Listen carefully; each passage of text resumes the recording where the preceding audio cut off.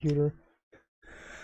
Greetings, everyone. You are watching the RathCo Gaming Channel with me, your host, Robert Rath, and this is another episode of the RathCo original program, Deep Thoughts. So sit back and relax as I discuss today's topic with everyone. Now, the topic for this episode is a very controversial one. I'm talking about the topics of firearms and gun control. So let me first begin by stating that I support the right to bear arms. However, I believe that the system that is in place that is used to dictate whom has the right to purchase, carry, and own firearms is very flawed. And that is what I'm here... That is what I'm here to discuss with everyone today. That and my friggin' allergies, excuse me.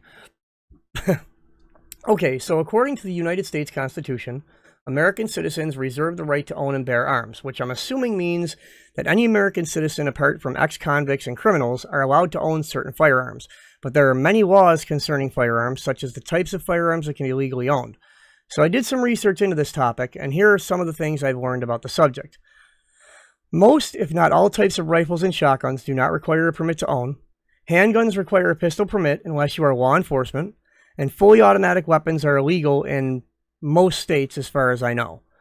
Now, those three facts I just mentioned are only some of the details involved in owning firearms. For more information on the laws and regulations, you can refer to the Second Amendment of the United States Constitution, which has to do with the right to bear arms and other firearm-related matters, as far as I know. I could be mistaken, though. One of the largest issues that we face in the United States is something called family fire. Now, I just recently learned about the term family fire, so I looked it up, and it refers to any shooting caused by individuals within the home that have access to firearms when they should not have access to them.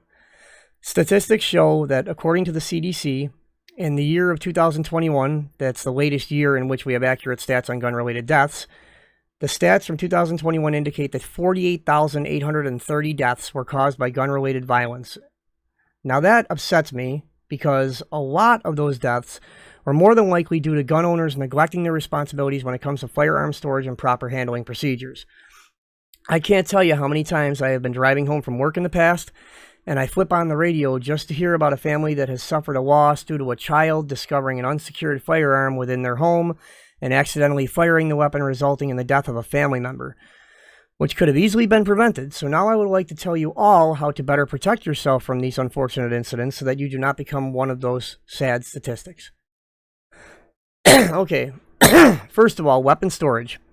All firearms, by law, if I'm not mistaken, are to be stored apart from the ammunition in a secure lockable storage device such as a gun locker or weapon case with a lock. Firearm operational safety. Anytime you are operating a firearm, you should always treat the weapon as if it is loaded at all times, regardless of whether the safety is active or not. Proper handling of firearms. Excuse me. When carrying any type of firearm, the barrel should always be pointed at the ground, especially when handing a firearm off to another person. You should never, ever point the barrel of a firearm at anything unless you fully plan to shoot what you're aiming at. So let me demonstrate. Let's say you've got a shotgun. You're going to hold it like this. Barrel toward the ground. You hand it to someone, you hand it to them just the same way. Barrel toward the ground. And safety on. Okay, firearm safety in the event, or actually, no, wait a minute. We are at proper handling of firearms. When carrying any type of firearm, oh, wait, I already covered that one. Moving on.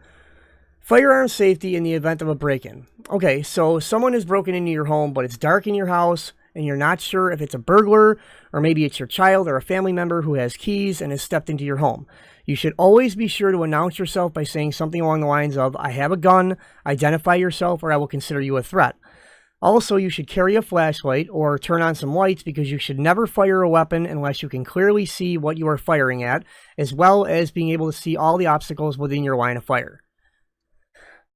Now, the next thing I want to go over is the screening process that individuals must undergo before being able to purchase and take possession of a firearm.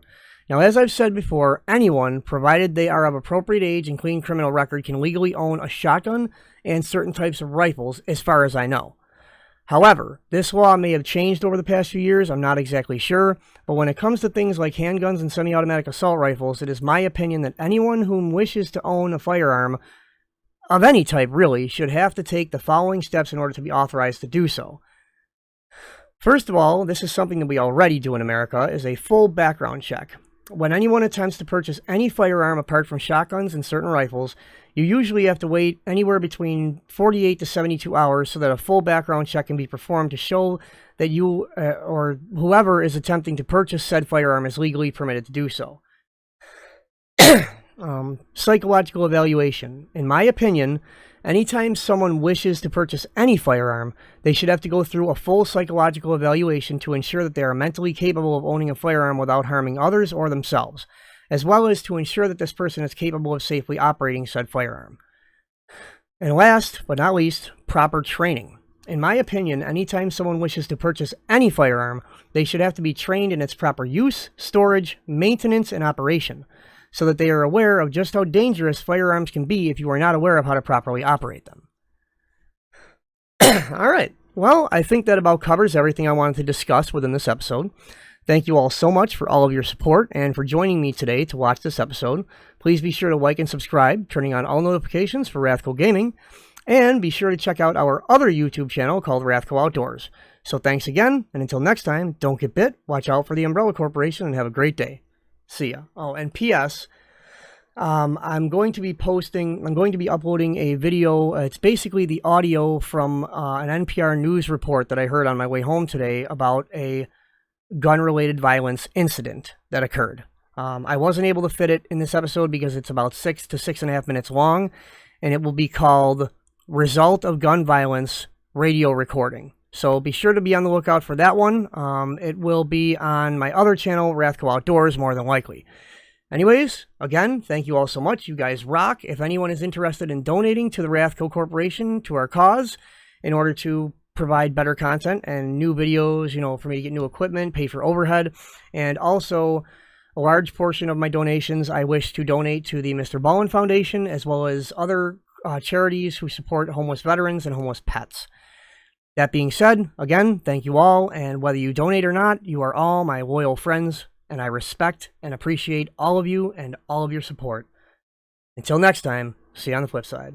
Later.